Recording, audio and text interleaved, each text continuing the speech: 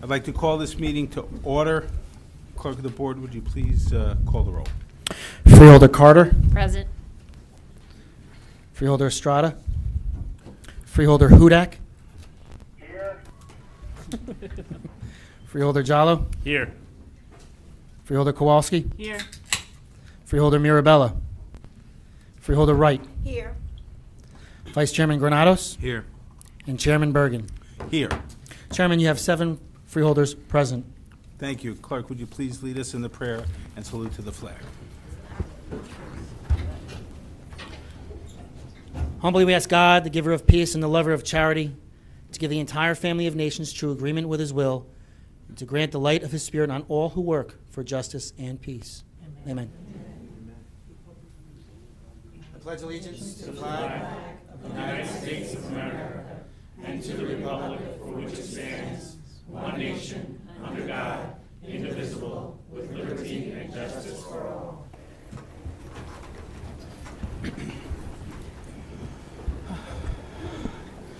I know there are many of you here who were planning to attend our special meeting. If you haven't heard yet, unfortunately, we did cancel that under the advice of counsel. So the special meeting will not be taking place. This is, in fact, a regularly scheduled agenda-setting meeting. There will be no opportunity for the public to speak during this meeting, as is the norm during our agenda-setting meeting. So I apologize for anyone who did not hear in advance of the cancellation, but it took place just a couple hours ago, and we did get the word out as best we could. But I apologize for any of you who are here expecting to be able to speak at the special meeting. So that being said, we will proceed on with our regular agenda-setting meeting. The first item of business tonight, I'm very happy to... Chairman? May I just read into yes. the Open Thank Public you. Meetings Act? Please read the Open Public Meetings Act.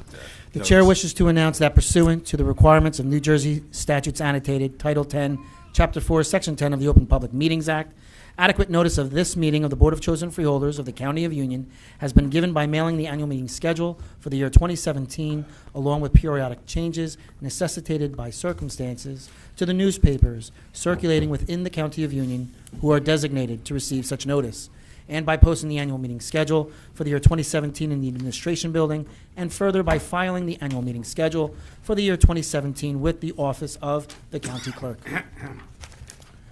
Thank you, Mr. Clark. That being said, we now have an official meeting, and we will move ahead to our regular business. The first item, I'd like to call on Freeholder Wright, who is going to make a couple presentations. Along with her will be John Donadio, the Executive Director of the New Jersey Association of Counties, and we're very honored to have you here with us tonight. Some representatives of Investors Savings Bank, and I'll leave it to Freeholder Wright to explain why they're here. I would like to ask the Investors Bank representatives to please join me in that and Christina, that's it, and thank you so much for being here. We're indeed honored to have the opportunity to present some very special scholarships to our students in healthy, and so we're going to ask Madison to join us.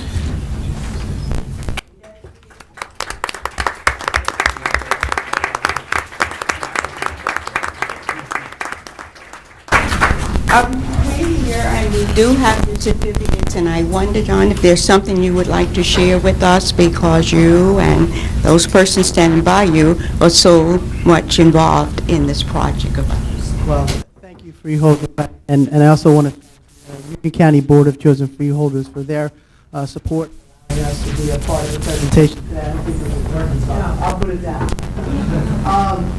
But I also want to just commend Investors Bank for their generosity over the years. Their grants have totaled over $100,000 in the past 5 years to the NJAC Foundation. And in fact, for the past 5 years, we've been able to give away almost $250,000 in scholarships to county vocational technical school graduates who are continuing their education very good to see everyone in person again. Thanks in large part to the generosity of investors. Thanks, I just want to thank them.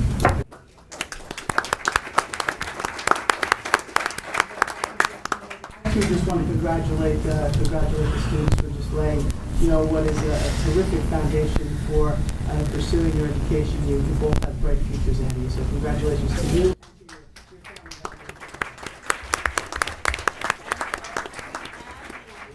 Would you like to say something? Well, I want to say congratulations to the recipients and thank you for that. All right, so we do have our awards, Madison. Good. And just again,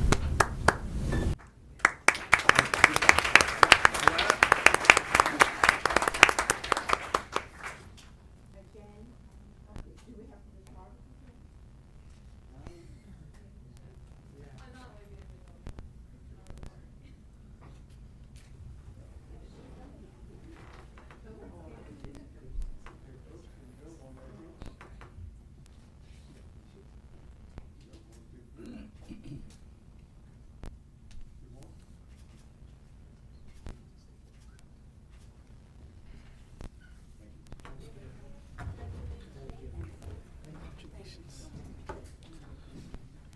Thanks for coming. John, good to see you. All right, okay.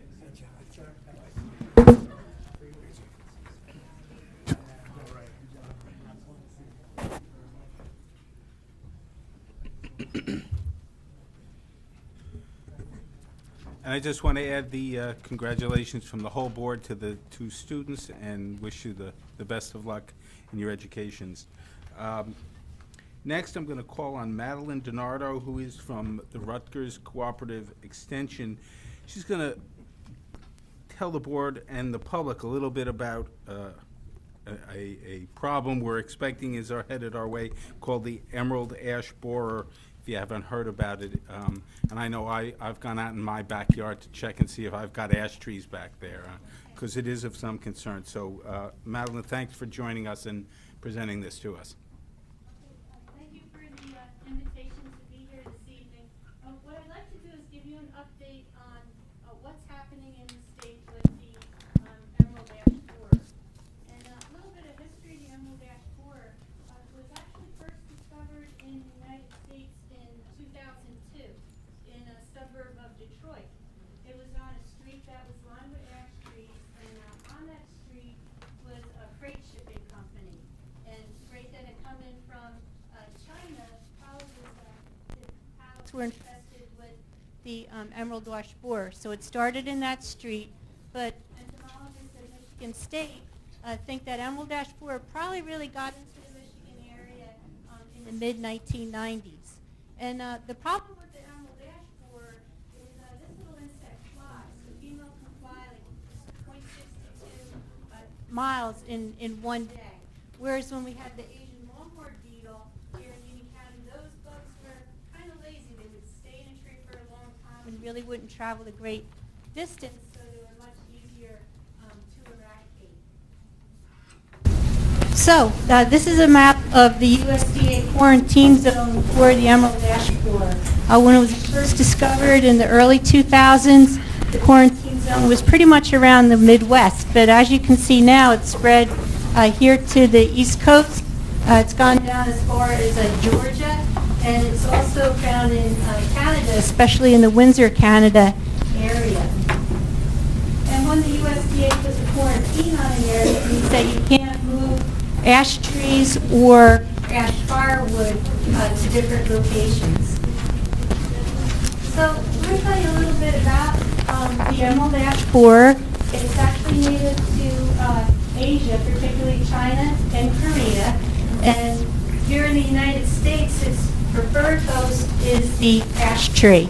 And the secondary host is the fringe tree. So luckily it's not an insect that attacks a lot of different types of trees. That's the good news.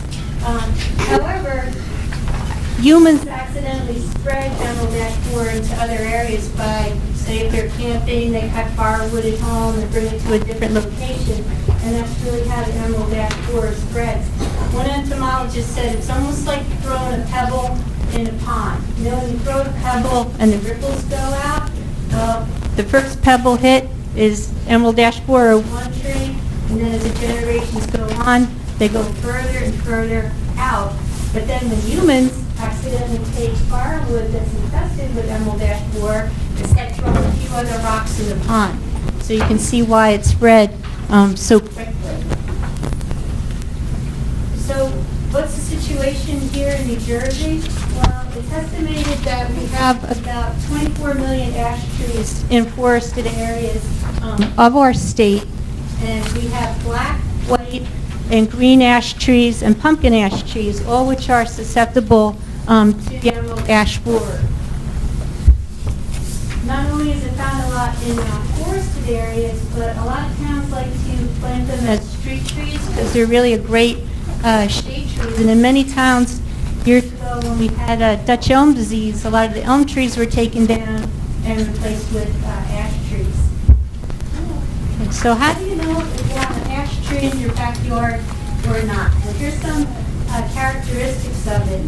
If you look at the branches, it's a little bit hard to see here, but see how they're kind of opposite? You have the main stem and the branches they're directly opposite from each other.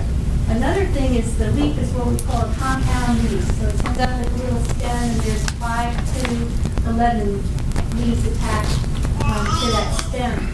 And there's actually male and female ash trees, and the female trees have their seeds look like little, almost like little propellers. So that's a female ash. And the mature tree has a nice gray bark with kind of like a diamond-shaped pattern. So that's what ash trees look like. And in very, very early spring, most people don't notice it, but they actually have male and female flowers. And those are pictured on the bottom of the slide there. So that's the main tree they attack. Well, let's learn a little bit about the emerald ash borer itself. It's really tiny. It's only about a ½ inch long and about an 1/8 of an inch wide. What kind of makes it stand out, it has a kind of beautiful, shiny emerald green wings, and underneath their wings is kind of like a red coppery color. But they are pretty small compared to a lot of the native borers we see here. And then the larva stage, that's really what does the most damage. What happens is the adults will first emerge from an ash tree in about late May, early June. They'll feed on the leaves of the ash tree. They'll mate. Then the female might fly to a different tree. They lay their eggs on the bark, and then when the eggs hatch, the larvae go down through the bark into what's called the cambium layer of the tree. That's where the xylem and phloem, the vessels that bring water and nutrients throughout the tree, are located. So when the larvae bore in that cambium layer, that's what eventually will kill the tree. So if you peel back some of the ash bark, and if you see a larva, they're about 1 1/3 inches long. They have kind of little bell-shaped segments on them. And word on the street is that they taste like Honey Nut Cheerios. I'm not going to try it. But woodpeckers, downy hairy, and downy hairy woodpeckers love to eat this larva, and also the white-crested nuthatches also like eating the larva. But I'm not going to try it. Some things you might see on your ash tree is what's called bark flecking, so little pieces of bark may be coming off. And the exit holes, when the adults come out in the spring, they're very hard to detect. They have a little D shape, but they're only about 3 millimeters. So it's really hard to find the emergence holes of the emerald ash borer. Then if you peel back some of the woods, the larvae, as they feed on the cambium layer, they usually move in kind of an S-shaped movement, a serpentine gallery. And the female usually, the first to lay their eggs in the top of the tree, and this larva feed will move down the tree in an S shape. That's kind of a telltale sign of a emerald ash borer, because a lot of our native boring insects, their galleries are a little bit straighter and they're deeper in the heartwood. They usually don't. The emerald ash borer you only find in the outer layer, but the other native borers are deeper in the tree. So that's another way to tell the difference. And then As the tree is infested, it can take about 3 or 4 years for the boar to actually kill a tree. And when it's getting to like, the bigger infestation, what we call the canopy of the tree, or the top, notice how this tree is flagging. That's what we call, we notice that the top of the tree is dying. And then if you see these little sprouts coming out from the base of the ash tree, are not a good sign. The tree is usually on its way out. That's like a finally cry for help from the tree. But at that point, the tree is pretty much gone and starts sending out these sprouts from the bottom. So what is the New Jersey Department of Agriculture and USDA doing to monitor for the presence of the emerald ash borer? Well, they have 2 types of traps. There's a purple trap, and then there's a green funnel-shaped trap, and they have a hormone in there that attracts the adult stage of the emerald ash borer. And currently there are, Department of Agriculture has 6 traps in Linden County, in Plainfield, Scotch Plains, Berkeley Heights, Mountainside, Watchung Reservation, Union, and Springfield. And they'll come out twice a growing season, probably about 8 times a year, to inspect the traps for the presence of the beetle. They have 1,800 traps located throughout the state of New Jersey. And another thing we'll do to try and trap the emerald ash borer is they'll actually sacrifice a healthy tree. They'll remove the bottom part of the bark, which stresses the tree out. It's definitely going to die, but it sends out a kind of a hormone signal, and the emerald ash borer will come and infest that tree. Then in the winter time, the Department of Agriculture will cut the tree down, peel back the bark, look for presence of emerald ash borer, and then chip it right away on site, because you don't want to move it. So this is a way to detect them, and in the Midwest, it was one of the ways they used to kind of manage the spread of the emerald ash borer, because in the winter time, we killed a lot of larvae by chipping the heavily infested tree. So what's happening right now in New Jersey is it has been found in 52 municipalities. So far not in Linden County, but it's found in Somerset, it's found in Essex County, it's found in Middlesex County. So pretty much all over, it has been found in our surrounding counties. In response to when they first detected it in New Jersey, it was actually in the summer of 2014, and it was in a shopping mall in Bridgewater, and a landscaper who had been trained about emerald ash borer noticed it, reported it to the Department of Ag, and when they researched the tree, it was a newly planted tree that had come from a nursery in the Midwest. So that's probably how it first got introduced into our area through like nursery transport. I have here a map of the different towns that infestations have been found, and I have a copy for the freeholders on my desk. So, when the emerald ash borer was officially found in the state, and the state did monitor way before it was found, they set up an emerald ash borer response team that was made up of representatives from our Department of Agriculture and Forest Service, and also USDA, Department of Agriculture and the Forest Service, and Rutgers University. And they came up with a plan, recommended plan for local governments to use to manage this pest.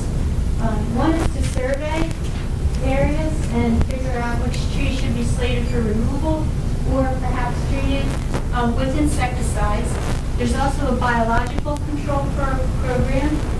It is possible to use the lumber from mildly infested trees, so that's perhaps a marketing opportunity for some towns. Restoration and budget. So let me talk a little bit about each of these possibilities. For a survey, it is very helpful to know exactly where ash trees are located in the community. And when these surveys are done, surveyors want to make note of the diameter, the size of the tree, make notes like, hey, we're starting to see flagging, or this tree, the canopy looks nice and full. Notes like that on the general health of the tree. And then based on your survey results, you might want to select trees that that you will treat slate for future removal. And this map here is a survey that was done at Liberty State Park. Now, the option of removing trees. If a tree is already dead or in stages of decline, it is very important, safety-wise, that that tree be removed immediately. Also, if there's a tree that's heavily infested with emerald ash borer, that should be removed immediately too. Now, when the tree is removed, with the quarantine, it is best to have it chipped in the municipality where the tree was growing. Then down the road, based on your survey results, maybe over time, plan on when certain trees might be slated for removal. And to help minimize the spread of emerald ash borer, it's best to do this tree work in the winter time when the insect's at the larva stage. The problem with doing it during the growing season is the adults are active, and if you were in a tree that's being cut down, it wouldn't fly out, so that would cause it to spread more. So, but in a case if the tree is infested, it is best to cut it and chip it immediately. Another option is the use of insecticides, and in some cases it may be a better economic solution than removing a tree. It really depends on the size of the tree and a couple of other factors. But insecticide treatment is an option, but the only thing is that it isn't a one-shot deal.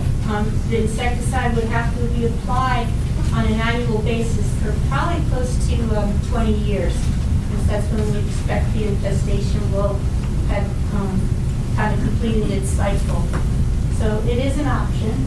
Another option is maybe if town or neighborhoods work together, they might be able to save a little bit money on application costs by having a larger order of trees to be treated. And this information is available on the state's emerald ash borer website. It lists insecticides that have been shown by research to work well in eradicating the emerald ash borer. Another option that's being used in our state and other states is the use of beneficial insects. There are a couple of different species of wasps that will kill the egg and the larva stage of the emerald ash borer.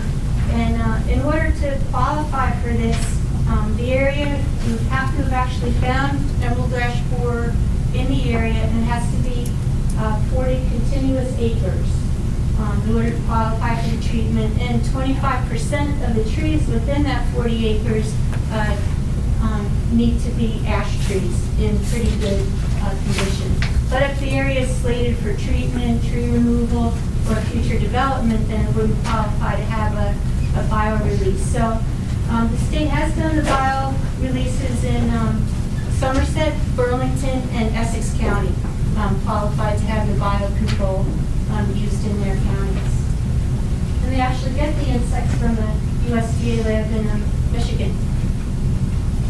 Another option that homeowners may have, maybe perhaps towns, is you can still use the ash wood, provided the infestation hasn't been in the tree very long. Because actually the lumber is very valuable for furniture, flooring, baseball bats. So it is marketable, but the trick is it has to be a recent infestation. If the tree is totally dead, the wood rots very quickly and it would not be sellable.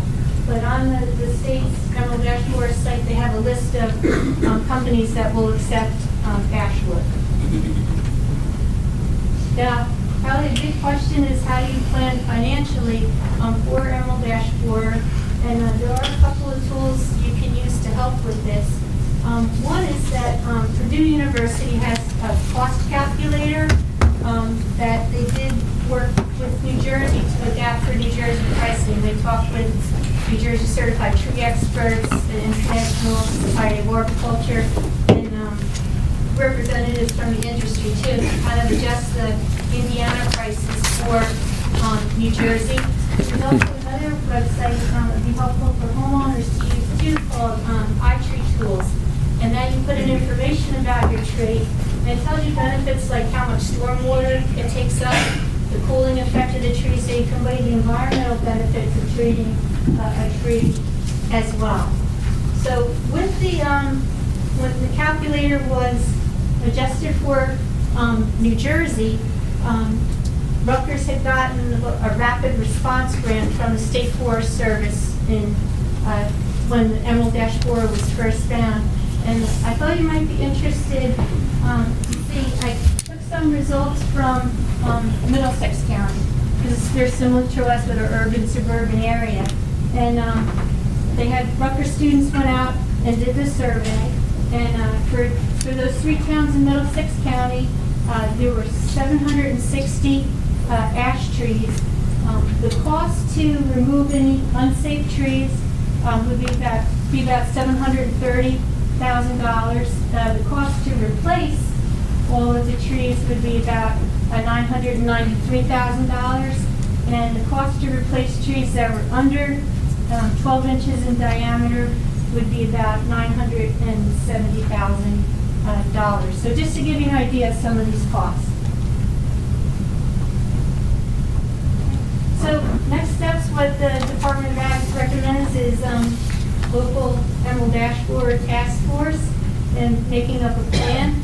It is important to do a survey of the trees and also work with private woodland owners. Okay? And then decisions to make whether to remove ash, setting budgets for future plans. And the big thing is educating people about Emerald Ash Borer. And there's a lot of good information on printable things the county can use to distribute to homeowners, and Rutgers, of course, would be happy to help with education programs. So, thank you.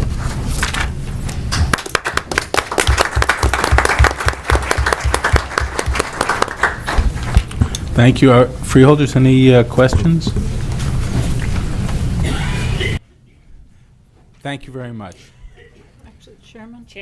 Oh, I'm sorry. I'm just, so, if someone finds evidence of one of these insects somewhere in their area, what should they do?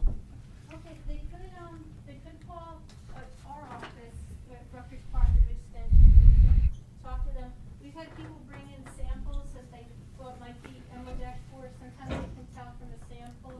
I've worked with Paul Kurtz, the entomologist at the Department of Ag. I've sent him digital photos and things to run it by them to see if they were Emerald Ash Borer. So we'd be happy to help right here. Thank you.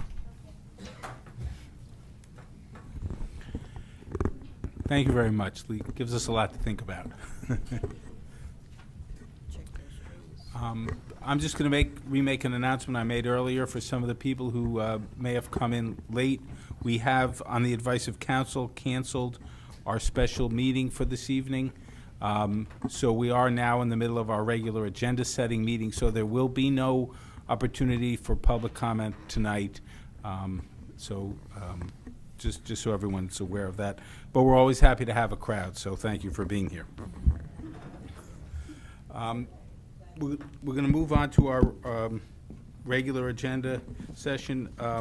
We will have approval of communication, which will be on our regular meeting agenda 1 week from today, August 17th.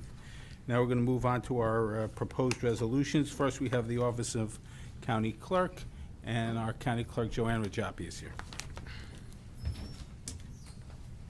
Good evening. I have 2 resolutions this evening. The first is authorize the county manager to enter in an agreement with 14 Oranges, Richmond, BC, for the purpose of developing and maintaining an election app for our office for a contract period beginning August 18th, 2017 through August 17th, 2018 in the amount not to exceed $25,000. As you know, or as you may know, the company that designed and maintained our app, which was Purple Forge, went bankrupt last month. And this company has a very good reputation. In fact, one of the people that works in 14 Oranges is one of the people that helped design the app originally in 2014. The contract is actually $15,000. $5,000 is maintenance. And we added a clause in this contract to say that we will own, the County of Union will own the source data. That's why it's costing us money to reinvent it to some extent, because when Purple Forge went out of business, they deleted all of the source data. That's the first resolution. The second resolution is to extend a contract we have with Alltech Business Solutions of Kenilworth to provide coin-operated copy machines for public use at a cost of 5 cents per copy for our county clerk record room. We don't make any money on this. It is a vendor who provides the machines, the paper, and the ability for the public that use the public record room to make copies. And those are my resolutions, Mr. Chairman. Thank you. Freeholders, any questions? Yes, Freeholder Jallo. I apologize. You may have answered this already. What was the fee last year for the app? The maintenance fee was $5,000.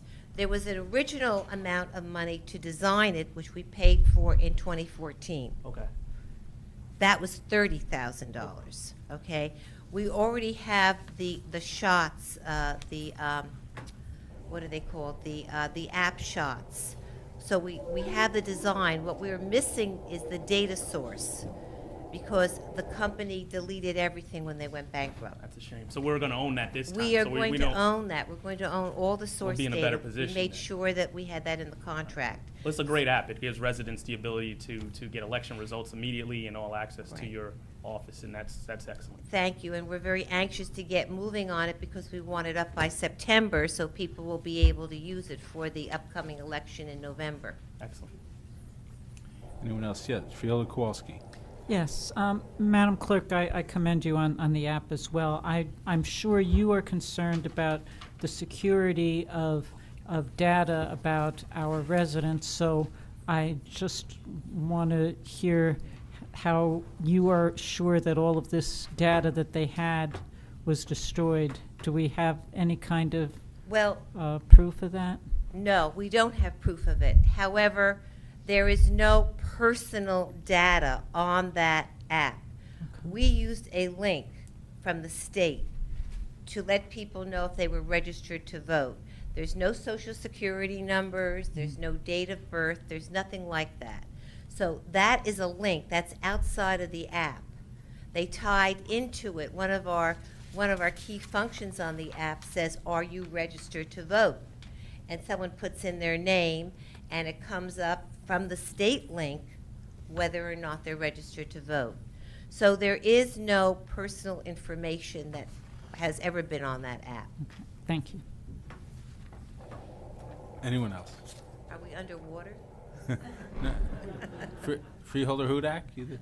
Chairman, I do have one question. Go ahead. Good evening, Joanne. Good evening. How many downloads of the application have we had since the initial offering in 2014? Since the initial offering, I don't recall, but last year alone, we had over 1,500 downloads. Great, thank you, Joanne. Thank You're- you, Chairman. Thank You're you. welcome. I'll just add my comment, which is hooray. So glad to see it's coming back. Thank you. Thank you very much. Thank you, Joanne. Next, we do have the Office of Union County Sheriff. Not sure who's here on behalf of the sheriff.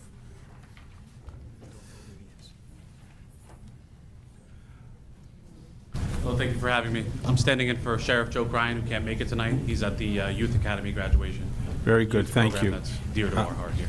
My name Freehold- is Sergeant Gaetano Bracciano. Thank you, Sergeant. Anyone have any questions about the one proposed resolution from the sheriff's office? Seeing none? Thank you. Thank you. Also, the Office of Union County Prosecutor, First Assistant Prosecutor Tim Eisenhower.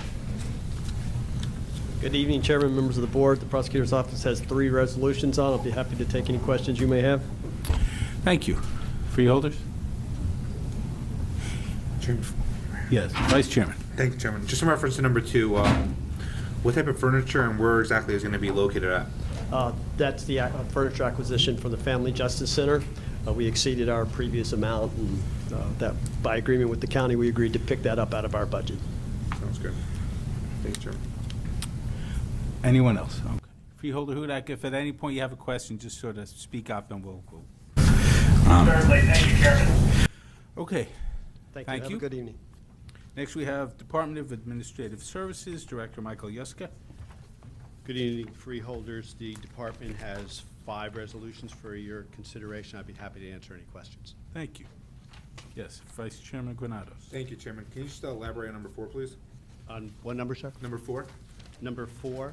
Number 4 is part of our ongoing mission with our broker to find ways to try to curtail our medical costs, our self-insured medical costs. The future is a little bit foggy, as everybody knows, about what's going to happen with medical costs, so we're trying to get in front of it. What this is going to do is try to take some of our employees that should be on Medicare and help them go on Medicare primacy and therefore take them off our rolls. That's the primary mission of it. Just confirming that they only get paid if they actually provide Absolutely. services. They have to prove that they were converted and they're now off our rolls. Thank you. Thanks, Chairman. Freeholder Jallo. I'm probably asking the same question, just in a slightly different way. So the numbers, the figures I see here, 80,000, 40,000, those are based on performance only.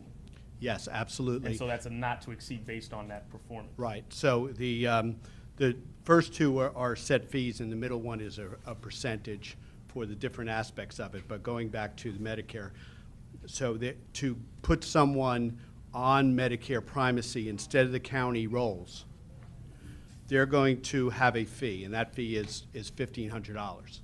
So against what we're getting for that $1,500 is not having to pay that employee's medical costs anymore. And those medical costs could be a few $1,000s a year, or they could be $100,000 a year. Do you have any idea how many employees this may affect? Yes, it's about 800 employees that will be examined for that. Thank you, Chairman. Yes, Freeholder Carter. In reference to number 3, can you go into that a little bit? Number 3 is getting the cargo van inserts to be able to transport prisoners. For the Department of Corrections, the Department of Corrections are getting 2. One is the result of bail reform, and one is the result of attrition of the van itself. They have an obsolete one over 100,000 miles they're going to replace. And the sheriff is similar. It's 3 and 3, 3 for bail reform and 3 for attrition. Okay, so this is falling under administrative services versus actually falling under their office. Why do we have Yes, that? because Just it's a everybody- centralized budget for vehicles and accessories of this sort. Yep. Just wanted to make sure we had it on the record. Very good. Thank you, Freeholder. Anybody else? Thank you, Director. Thank you. Department of Corrections, Director Ron Charles. Good evening, Mr. Chairman and members of the board. The Department of Corrections has 1 resolution for your consideration. I'll be happy to answer any questions you may have. Thank you. Any questions, Freeholders? Thank you, Director. Thank you. Department of Economic Development, Deputy County Manager and Director Amy Wagner. Good evening. The Department of Economic Development has 6 resolutions for your consideration, and I'd be happy to answer any questions you may have. Thank you.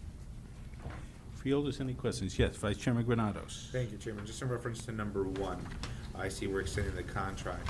In the past, how many homeowners have they helped out? I can get you the exact number. I don't have it with me this evening. I apologize for that. The way that this program works is there are 2 components. One is a $5,000 grant for income-eligible seniors. That never has to be repaid. It's a grant.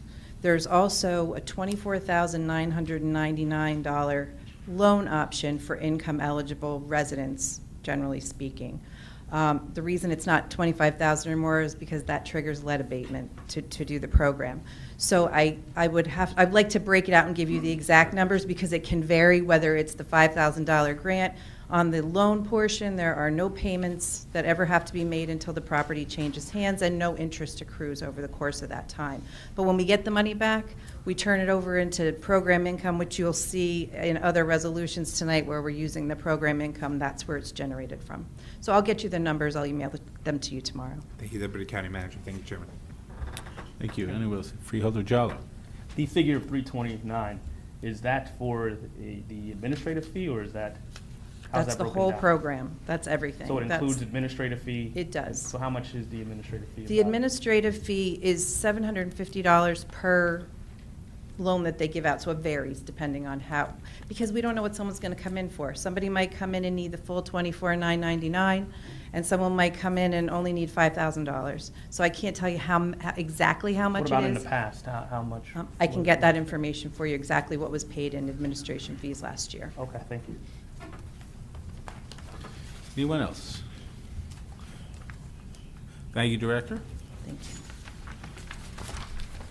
We'll move on to the Department of Engineering, Public Works, and Facilities Management. Tom Minio will be standing in for the Director, who's on vacation. Evening, Freeholders. The Department of Engineering, Public Works, and Facilities Management has 13 resolutions for your consideration. I'll answer questions if you have. Thank you. Freeholders, any questions? Yes, Vice Chairman. Thank you, Chairman. How long will it take, more or less, for Phase 3 to be completed? I'm sorry. Phase 3? For number 1, 2, and 3, they're all referenced Oh, to Phase 3. the plan now is that the work will be completed in the late spring and should be closed out next summer. That's a 3-phase project. This is the last part of the last phase. Okay. All right, thank you, Chairman. Anybody else? Thanks, Tom. Okay.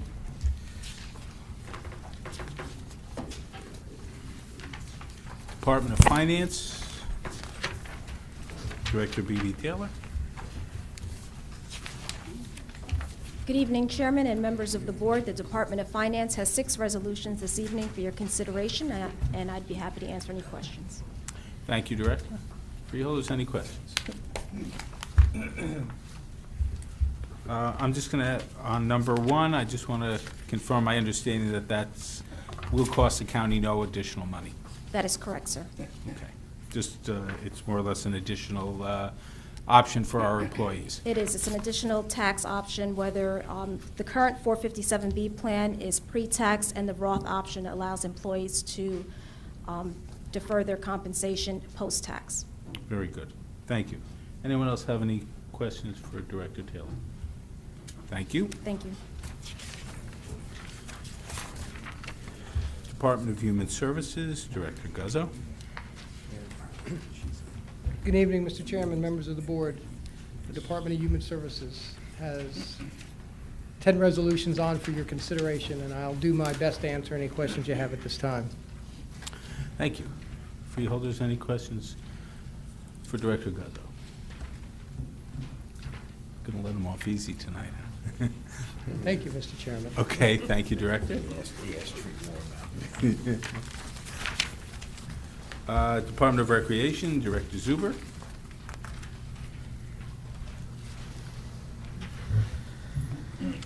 Good evening, Mr. Chairman and Freeholders. Department of Parks and Recreation has 9 items on tonight's agenda, and I'll try to answer any questions that you have. Thank you. Yes, Freeholder Jallo. What's going on in number 3? It seems like we're almost doubling the contract amount. Through you, Mr. Chairman, I have Director of Golf Operations, Armando Sanchez, to answer the question.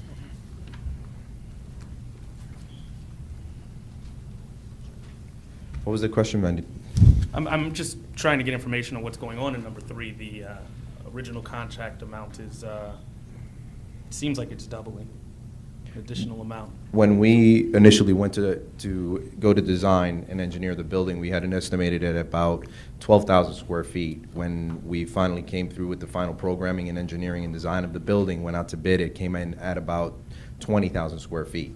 So the total contract amount for that was awarded in May for the construction of the clubhouse was $8.9 million, which this is reflecting now the additional construction administration services to add up to the $8.9 million, which is 13.5%, which is actually underneath the 15% that we had awarded the contract at. Okay. Freeholder Carter. Can you give information in reference to number 8?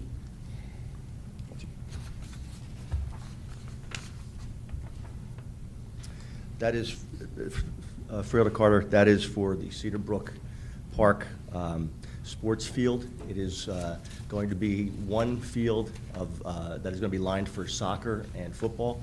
It's going to be a youth soccer field right next to it. It's going to come up to the main parking lot in Cedar Brook Park.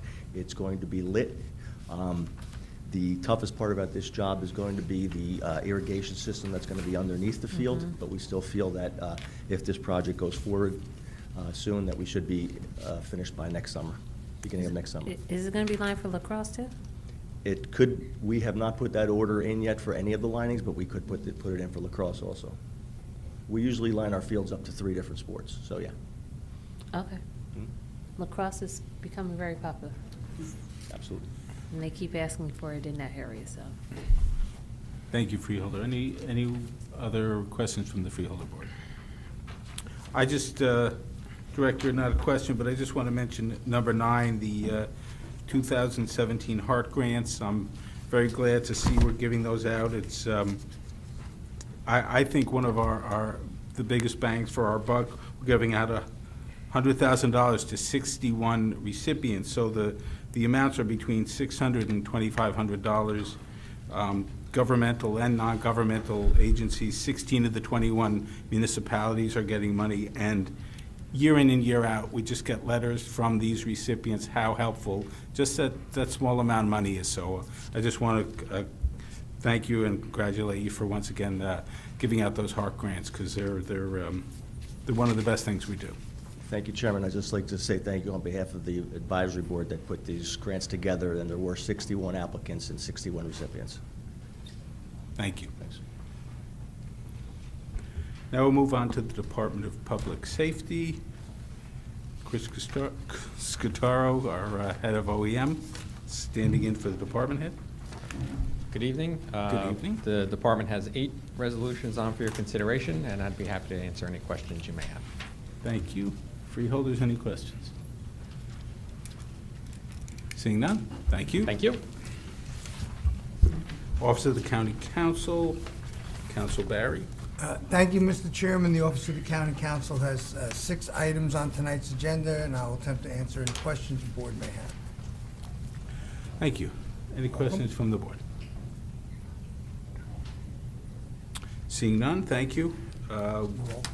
We have Office of the County Manager Fiala. Thank you, Mr. Chairman. The Office of the County Manager has 1 resolution on for your consideration to enter into a collective bargaining agreement with IBEW Local 1158. I would also ask your indulgence. There's a possibility we may have 2 other contracts that are ready for agreements to be signed, our CWA and Parks Maintenance Union. So there's a possibility, if they can get done, that we'd like to put them on for the agenda for next week. Also, there's with your approval now of the board, there's a possibility of a reso with the Department of Transportation, State of New Jersey, for some concurrence with a piece of property that they're looking for. And again, if we're able to get the legal requirements done, we would like to get that one on next week as well. Very good. Thank you, County Manager. Any questions from the board for the County Manager? Seeing none, we'll move on to Freeholder-sponsored resolutions. Are there any additional resolutions or requests for friendly amendments? Freeholder Carter. Thank you. I may have some additional resolutions and condolence resolutions. Very good. Thank you. Chairman, I have a condolence resolution as well. Thank you. Vice Chairman. Thank you, Chairman. We have resolutions on behalf of the Fiscal Committee for sponsorship. Very good. Anyone else? Freeholder Hudak, anything on that? Chairman, I need to add one specific resolution, and I may have a second auditory. Very good. Thank you.